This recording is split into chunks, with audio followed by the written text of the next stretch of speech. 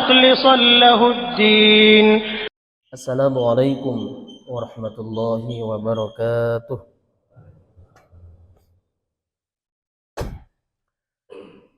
الحمد لله رب العالمين والعاقبة للمتقين ولا عدوان إلا على الظالمين.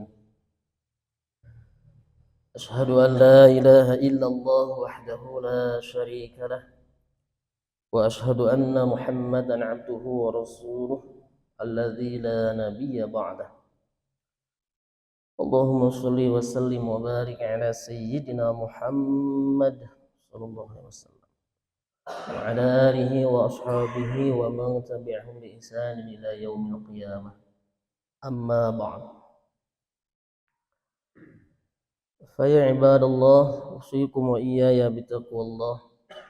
اتقوا الله واتقوا الله ثم اتقوا الله فقد فاز المتقون. قال الله تعالى في القرآن الكريم: أعوذ بالله من الشيطان الرجيم. Innama yataqabbalullahu minal muttaqin ila akhiri al-ayah. Hadirin jamaah salat subuh rahimakumullah.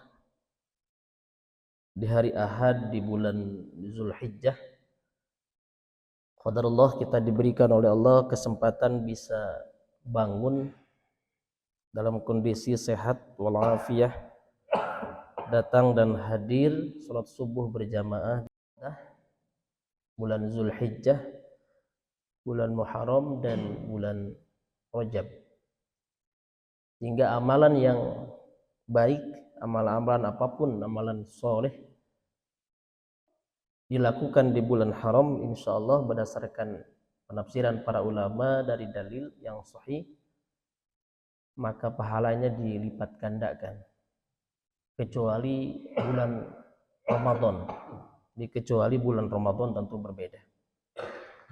Demikian halnya keburukan yang dilakukan juga ada mafhum mukhalafahnya, kata ulama juga adalah juga dilipat gandakan. Oleh karena itu kesempatan kita untuk memperbanyak amal ibadah di bulan haram terbuka luas, sebab pahalanya dilipat gandakan. Sebelum nanti kita melanjutkan pembahasan kita di kitab Riyadhus Shalihin, beberapa menit terlebih dahulu saya ingin mengupas dulu tentang keutamaan ataupun hal-hal yang perlu kita lakukan di bulan Zulhijjah sebagai pengingat bagi kita. Hadirin jamaah salat subuh rahimakumullah, wabil khusus terutama ada amalan tanggal 1, antara tanggal 1 sampai tanggal 10 bulan Zulhijjah, atau ditambah dengan 3 hari tasyrik 11, 12 dan 13. Secara khusus tidak ada puasa sunnah Zulhijjah memang secara khusus yang dilakukan, diniatkan Zulhijjahnya. Tapi kita dianjurkan untuk memperbanyak puasa sunnah di bulan haram. Artinya rentang antara tanggal 1 sampai tanggal 30 atau 29 di bulan Zulhijjah. Itu perbanyak puasa sunnah. Namun ada dalil yang khusus berkenaan dengan puasa sunnah ini, seperti hadis riwayat Imam At-Tirmidzi, Ahmad, dan disahihkan oleh para ulama ahli hadis di bidang ini. Di antaranya adalah puasa sunnah tarawiyah. Pertama, puasa sunnah yang dilakukan pada tanggal 8 bulan Zulhijjah. Lalu puasa sunnah Arafah, puasa sunnah yang dilakukan pada tanggal 9 bulan Zulhijjah. Ini pengingat saja bagi kita, sebab ada hadis barang siapa yang berpuasa di hari tarawiyah atau tanggal 8 bulan Zulhijjah, tanggal 8 bulan Zulhijjah, maka Allah akan mengampuni dosanya setahun yang lalu. Dan barang siapa yang berpuasa di tanggal 9 bulan Zulhijjah, berharap Allah akan mengampuni setahun dan yang lalu dan yang akan datang. Nah, hadirin yang dirahmati Allah, itu adalah fadilah, ya, sebagai motivasi yang ingin Rasulullah SAW sampaikan bagi kita yang akan berpuasa pada tanggal 8 dan 9 bulan Zulhijjah. Tentu peristiwanya sudah pernah kita sampaikan. 8 itu disebut tarwiyah sebab pada waktu itu Nabi Ibrahim pada malamnya bermimpi menyembelih anaknya yaitu Ismail alaihissalam, tetapi mimpinya itu baru pertama sehingga masih merasa ragu, ya, masih ragu. Nah, keraguan-raguan itulah dalam istilah bahasa Arab, dalam istilah lain disebut tarwiyah, ya, keraguan-raguan itu. Lalu mimpi lagi di malam ke-9 dan hari ke-9-nya memanggil anaknya Ismail, dimintai pendapatnya, bagaimana, mada taro, apa pendapatmu, ini azbahuka, kan begitu, aku akan menyembelihmu. Tapi di luar dugaan Nabi Ismail mengatakan, if'al, lakukan saja, satajiduni insyaallah minas sabirin, engkau akan mendapatiku termasuk orang-orang yang sabar. Maka yakin Nabi Ibrahim pada tanggal 9 itu, maka disebut Arafah, keyakinan, arif, Arafah, mengetahui. Lalu di malam ke-10 bermimpi lagi, lalu di hari ke-10-nya melakukan eksekusi penyembelihan, meskipun akhirnya diganti dengan seekor gibas. Nah, hadirin yang dirahmati Allah, ada permasalahan misalkan karena kita tahu tahun ini, ya, ada perbedaan dalam penentuan awal bulan Zulhijjah. Pemerintah secara umum mewakili seluruh kaum muslimin Indonesia dengan saudara kita di ormas lain secara khusus, atau bahkan dengan Arab Saudi sekalipun berbeda. Ini sebetulnya mengulang, dejavu, ya, mengulang kembali apa yang sudah terjadi di tahun lalu. Tahun lalu juga sama. Kita ada perbedaan penentuan awal Zulhijjah dengan Arab Saudi. Jadi wukuf atau haji Arafah, ya, kan haji itu ada dua, ada haji Arafah, ada haji selain Arafah, kan gitu kata para ulama. Haji asghar, haji akbar. Haji akbar ini haji Arafah. Itu al-hajju Arafah, ya. Haji Arafah atau wukuf di Arafah itu ternyata Arab Saudi sudah menetapkan hari Selasa. Berarti Selasa ini tanggal 9 bulan Zulhijjah. Kita tanggal 9 bulan Zulhijjah, tanggal berapa? Hari apa? Rabu, ya, atau bertepatan dengan tanggal 28 bulan Juni, ya kan? Nah, lebarannya 29 kan kita bulan Juni, hari Kamis. Dan sebetulnya perbedaannya tidak perlu menjadikan kita bingung, lalu tidak perlu menjadikan kita ragu akan pelaksanaan ibadah puasa sunnah. Sebab hadirin yang dirahmati Allah, perbedaan ini sudah terjadi dulu di zaman para sahabat, di zaman Khulafaur Rasyidin juga sudah terjadi. Saya ada riwayatnya, ya, ada dalil, ada yang menjelaskan itu. Ini berkenaan dengan matla. Matla itu apa? Tempat di mana ru'yatul hilal. Matla itu di mana tempat munculnya hilal. Sangat mungkin setiap daerah, jangankan beda negara, satu wilayah sekalipun yang jauh, seperti halnya pernah terjadi antara Madinah dengan Hijaz, ya, dengan daerah Hijaz dengan Suriah pada waktu itu, dengan daerah Lebanon, itu berbeda matlanya. Matla itu munculnya hilal, sehingga penetapannya sempat berbeda pada zaman Khulafaur Rasyidin untuk penetapan tanggal 1 bulan Zulhijjah, atau mungkin tanggal 1 bulan Syawal kalau lebaran, atau tanggal 1 bulan Ramadan kalau penentuan di awal Ramadan. Sehingga siapa yang terkena atau siapa yang mendapatinya, maka disitulah dia perhitungannya. Seperti halnya ada dalil sumu liru'yatihi waftiru liru'yatihi.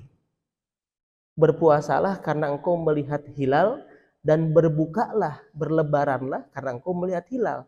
Jadi ini sangat mungkin berbeda. Apalagi di Indonesia ada perbedaan standar antara pemerintah dengan Muhammadiyah. Berbeda standar, berbeda cara ijtihadnya. Sebab penentuan awal atau akhir bulan itu selalunya dilakukan dengan cara ijtihadi. Ijtihad, ya. Badlul wus'i fi naili hukmin syar'iyyin bi tariqil istinbati minal Qur'an was sunnah. Jadi dengan cara mengerahkan segala kemampuan dengan ahli-ahlinya di bidangnya, mereka pun sama bi tariqil istinbat, dengan pengambilan hukumnya itu dari Al-Qur'an dan sunnah sama. Hanya hasilnya yang berbeda. Jadi nanti kalaulah kita bermazhab, berpahaman dan meyakini satu Zulhijjahnya itu hari Selasa kemarin, Selasa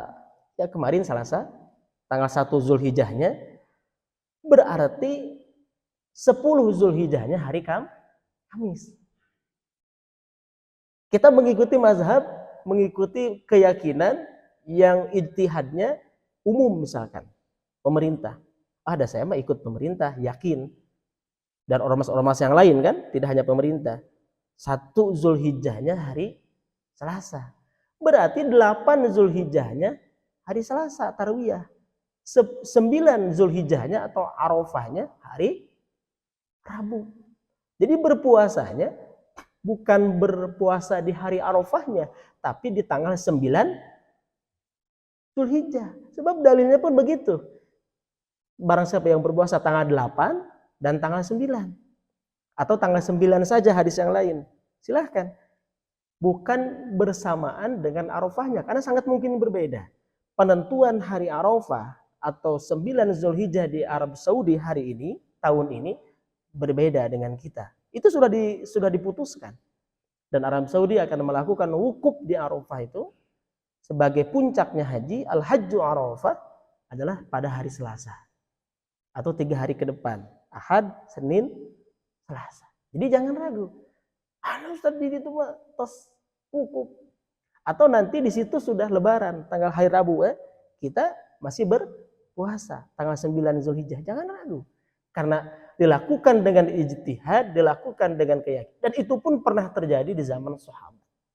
Pernah terjadi di zaman Rasulullah bahkan pada waktu itu. Sehingga Rasul mengatakan, siapa yang sudah melihat hilal silahkan berpuasa. Atau Rasul menyumpahnya orang yang melihatnya pada waktu itu. Sehingga sangat mungkin berbeda. Oleh karena itu hadirin rahmati Allah, itulah ijtihad. Itulah fungsinya ijtihad. Jadi bagi yang mengikuti mazhab 1 Zulhijjahnya jatuh tepat pada hari Selasa kemarin, berarti 10 Zulhijjahnya pada hari Kamis. Karena Selasa, Rabu, Kamis, 10 kan? Kamis. Kan hitungnya gitu kan? Selasa, Rabu, Kamis, 10 berarti Kamis. Nah, bagi yang mengikuti mazhab 1 Zulhijjahnya Senin, yakin hari Senin, ikut mazhab yang itu, ya wayahna lebarannya hari Rabu. Hari Rabunya dia haram berpuasa. Jadi kembali kepada i'tiqad, kembali kepada ijtihad. Nah, Bapak yang dirahmati Allah, kemudian ini juga berkenaan dengan menyembelih. Nah, jangan ragu. Ketika pelaksanaan syariat menyembelih itu semua yakin terjadi pada tanggal 10 atau Yauman Nahri, hari penyembelihan, hari Lebaran, 10 Zulhijjah, ya 10 Zulhijjahnya hari Kamis. Tidak boleh juga kita mengatakan ancan Lebaran, hari Rabu tos kurban. Sah eta. Tidak bisa begitu. Kita tidak bisa mengatakan demikian. Mereka meyakini dengan ijtihad pimpinannya hari Rabu. Meskipun kita mengikuti pemerintah secara umum, sebab tasarruful imam manutun bil maslahah. Keputusan pemimpin adalah dituntut demi kemaslahatan. Mungkin kita mengambil kaidah seperti itu. Kita ikuti apa yang sudah disepakati dan diputuskan. Tapi bagi teman-teman yang lain yang menjadikan Rabu sebagai hari rayanya, kemudian berkurban pada hari Rabu, itu terserah. Itu keputusan dan ijtihadnya mereka. Hadirin rahmati Allah, lalu ditambah dengan 3 hari tasyrik, berarti hitungan kita Jumat, Sabtu, Ahad.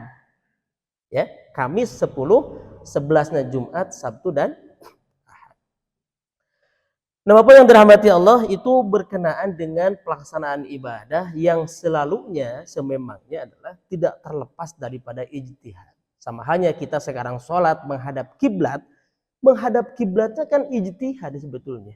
Karena kita tidak melihat Ka'bah secara zatihi. Kan gitu kan? Ini biqadarihi kan? Hanya diukur lewat kemampuan teknologi saja. Kiblat. Oh, ini yakin kita menghadap kiblat. Nah, itu ijtihad.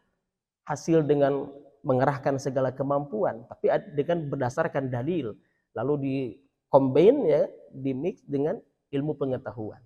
Sama halnya demikian.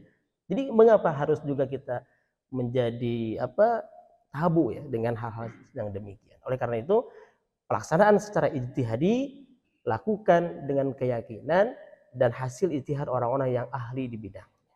Maka insya Allah itu tidak menjadikan sebuah kesalahan. Kalaupun salah, mendapatkan satu kebaikan. Kalau benar, mendapatkan dua kebaikan. Nah, kemudian juga masalah orang yang mau kurban misalkan. Sekarang yang mau berkurban. Ada dalil sahih hadisnya, barang siapa yang hendak berkurban, maka jika melihat tanggal 1 bulan Zulhijjah, berarti hari Selasa kemarin, ya, maka hendaklah dia menahan untuk tidak memotong bulu dan kukunya kan. Baik bulu ketiak, bulu rambut, bulu kumis kan begitu kan, dan kukunya. Ada ulama yang mengatakan ini haram sebab dinisbahkan, dikiaskan dengan pelaksanaan ihram. Tapi ulama yang lain jumhur mengatakan sekadar sunnah. Bahkan mazhab Hanafi menyebutnya tidak haram, tidak sunnah. Sebab tentu pelaksanaan ihram berbeda dengan orang yang niat berkurban. Ya, meskipun bagi Bapak yang menjaga tidak memotong kuku, tidak memotong rambut dari kemarin tanggal 1 bulan Zulhijjah sampai nanti pelaksanaan kurban, bagi yang kurban tapi ingat ya, bukan yang tidak kurban. Bagi yang sudah niat kurban, sudah menitipkan hewannya ke DKM misalkan, saya mah ikut hadis tadi sebagai sunnah atau bermazhab yakin ini kalau dilakukan haram, ya lakukan saja. Tidak memotong kuku dan rambutnya, sebab dinisbahkan dengan orang yang sedang ihram di tanah haram di situ, sehingga dia haram kan kalau sudah ihram memotong kuku, memotong rambut. Tapi mazhab yang lain mengatakan hanya sebatas anjuran, bahkan Imam Hanafi menyebutnya bukan sunnah dan bukan juga kemakruhan. Mengapa? Sebab tentu berbeda orang yang ihram dengan orang yang hendak berkurban.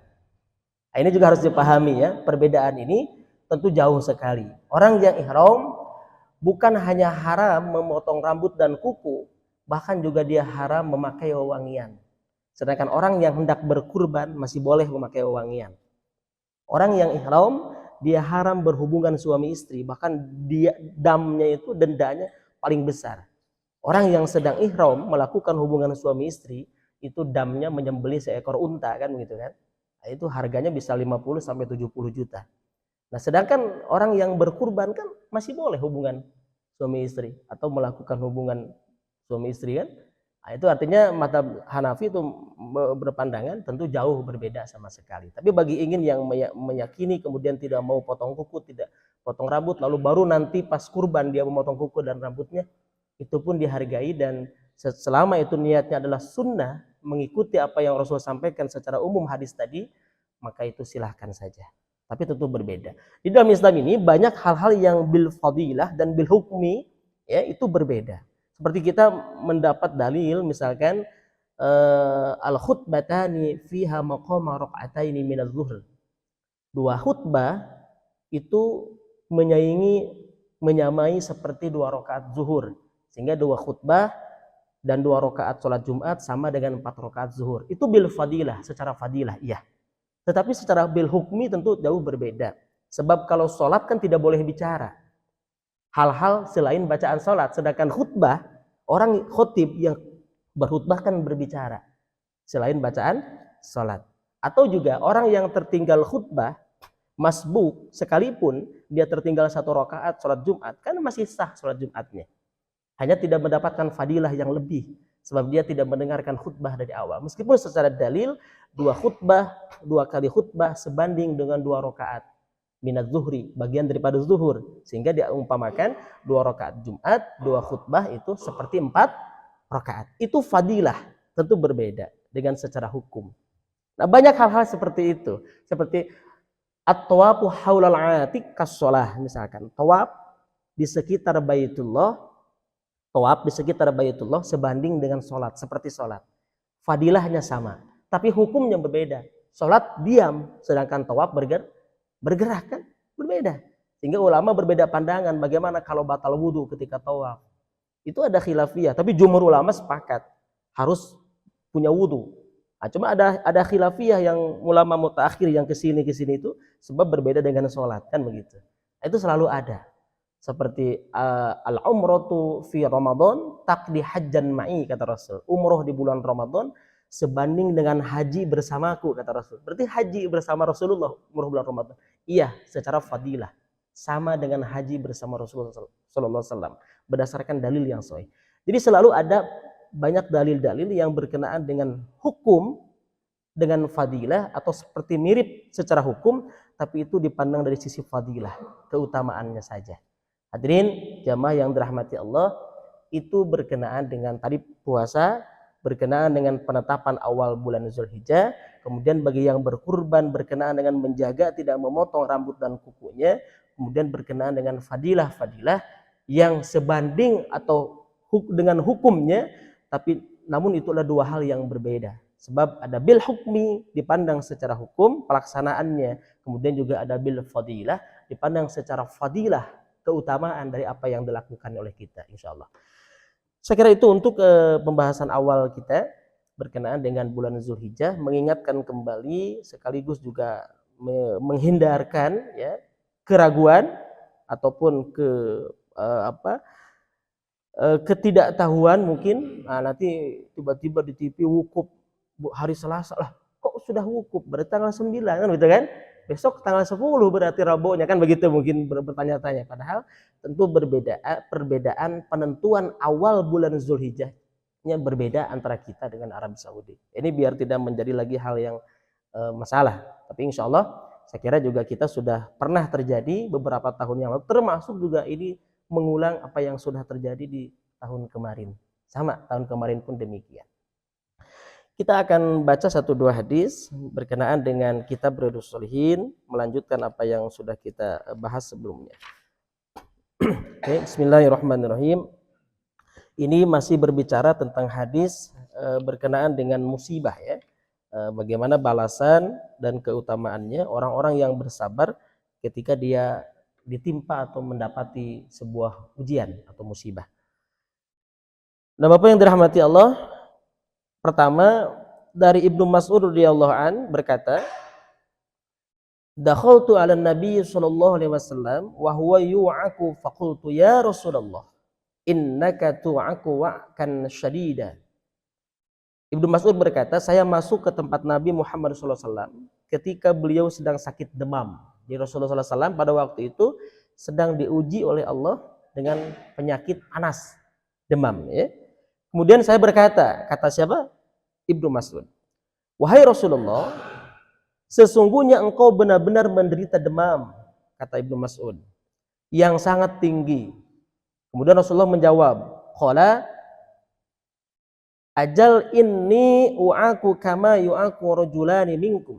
Benar, sakit panas yang saya derita ini, kata Rasulullah, adalah 2 kali lipat lebih panas dari yang biasa diberikan kepada kalian.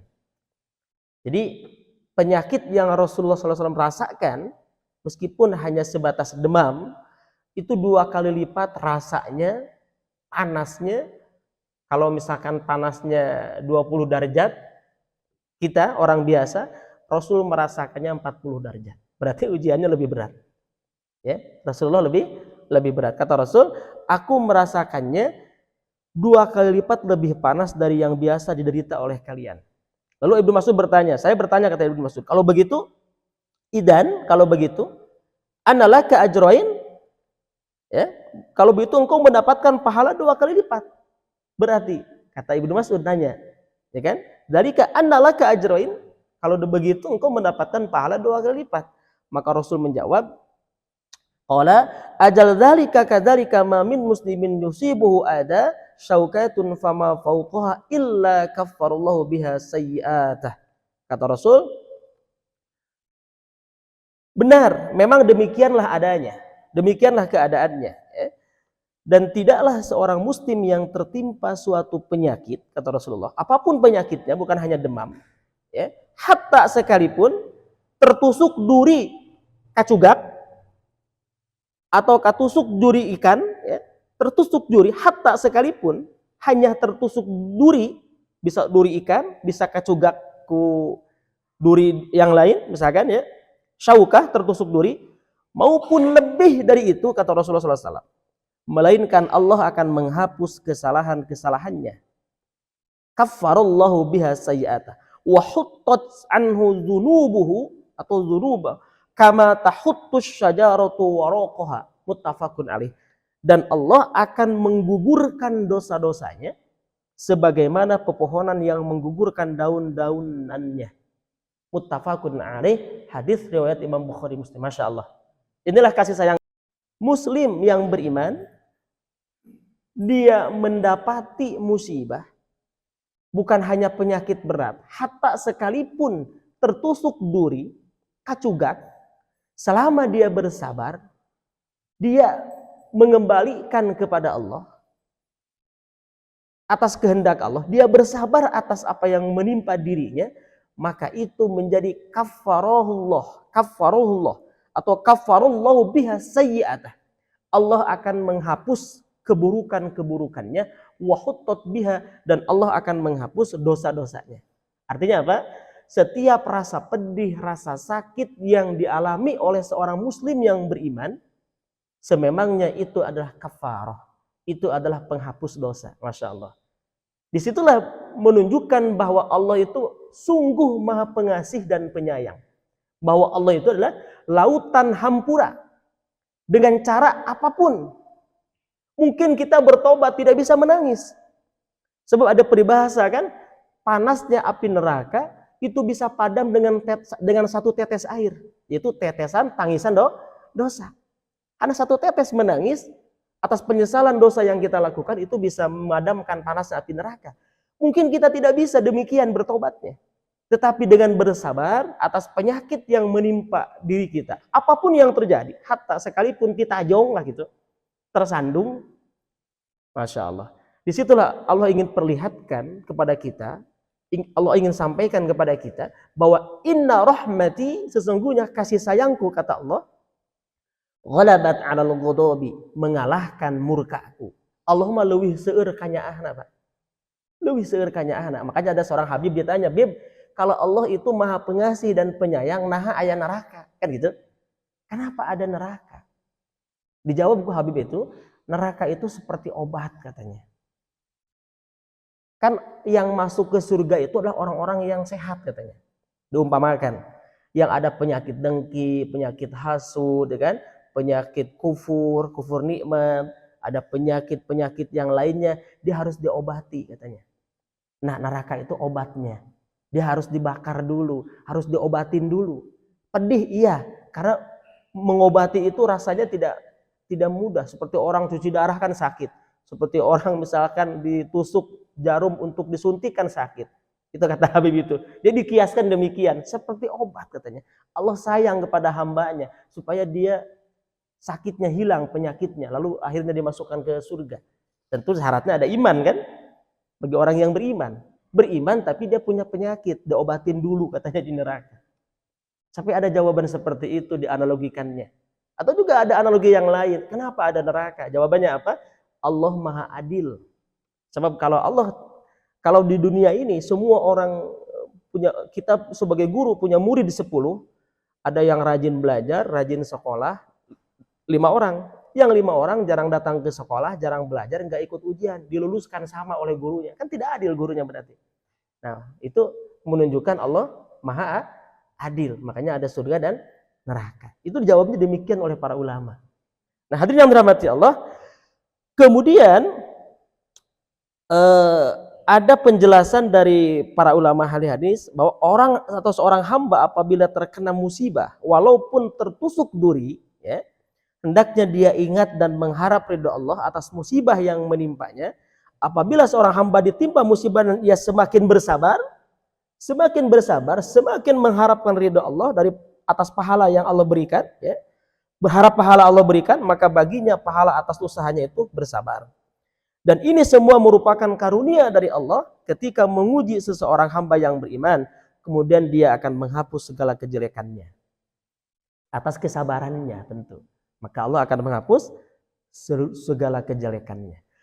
Nah, ini juga berkenaan dengan dalil-dalil. Misalkan dulu kita di bulan Ramadan pernah mendapati dalil dari guru-guru kita, misalkan man shoma ramadhana atau juga man qoma ramadhana imanan wa ihtisaban, misalkan didasari dengan iman dan karena Allah ghufirat lahu ma taqaddama min dzambih, akan diampuni dosa-dosa yang telah lalu.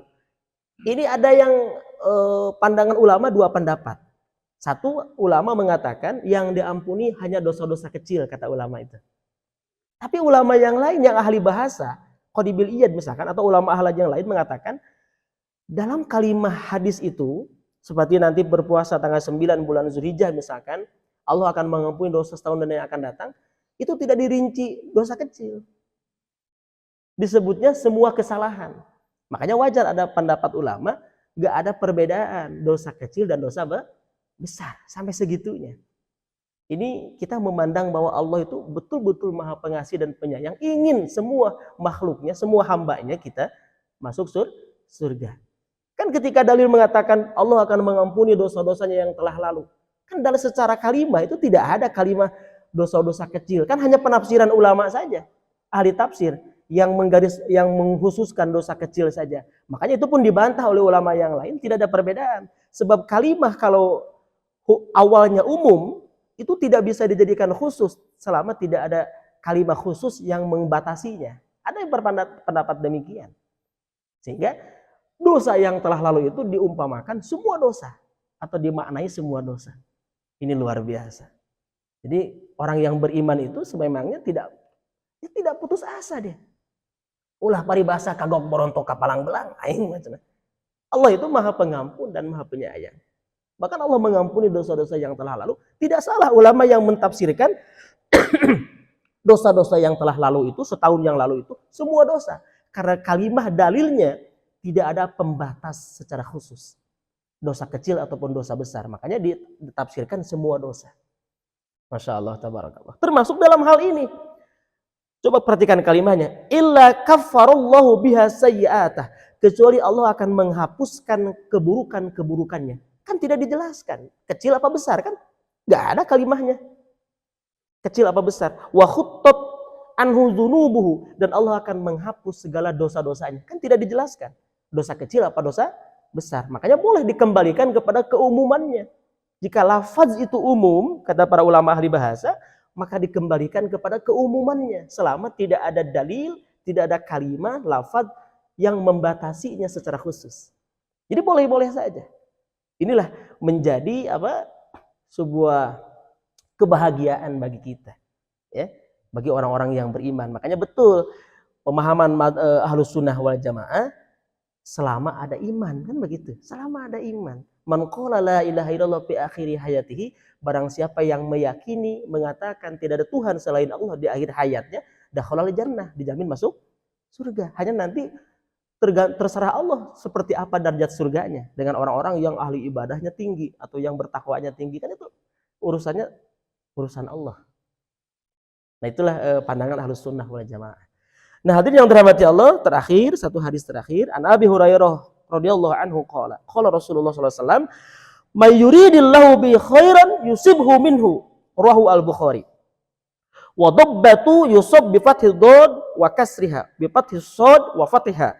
Terakhir Abu Hurairah radhiyallahu anhu berkata, Rasulullah sallallahu alaihi wasallam bersabda, barang siapa yang Allah kehendaki dengannya satu kebaikan, artinya orang yang Allah kehendaki untuk mendapatkan satu kebaikan, maka apa kata Rasulullah?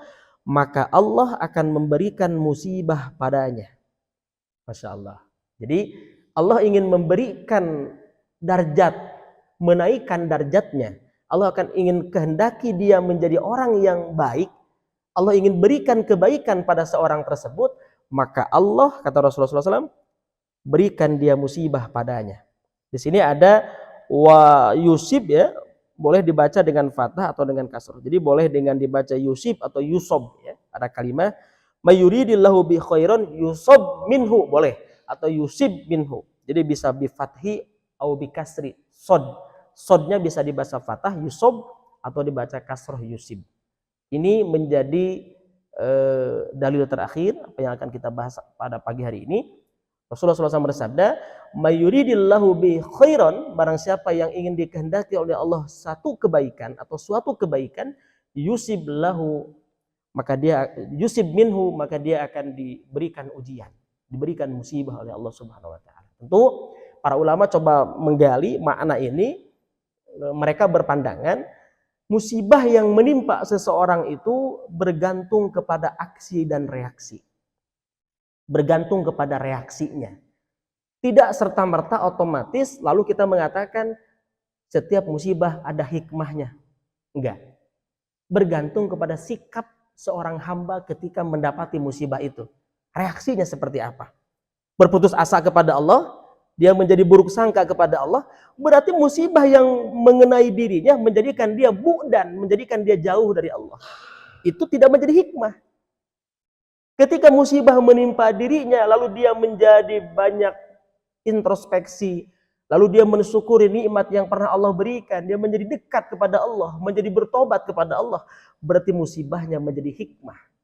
Dan dia bersabar, berarti musibahnya menjadi kafarah, menjadi penghapus atas dosa-dosanya. Jadi ternyata tidak serta-merta setiap musibah yang menimpa lalu langsung mendapati atau menjadikan sebuah hikmah, tidak. Jadi para ulama coba menggali, para ahli menggali, mereka mengatakan bahwa sangat diukur kepada aksi dan reaksi atau reaksi kita. Maka ada hadis mengatakan as-sabru 'inda sidmatil ula. Sabar itu terjadi ketika timpaan yang pertama, ya. Jadi kalau ada kita tertimpa musibah punten, urang titajong misalkan minimal naon nu kaluar. Tiba-tiba misalkan jeletuk titajong, kancing coplok. Nah, berarti itu akhlaknya. Berarti reaksinya itu. Kancing coplok misalkan atau astagfirullahaladzim atau innalillah. Jadi inda sidmatil ula, ketika pertama kali ditimpa musibah reaksinya seperti apa? Itu sangat menggambarkan karakter seseorang yang akhirnya akan menjadikan musibahnya itu hikmah, ya, atau malah sebaliknya.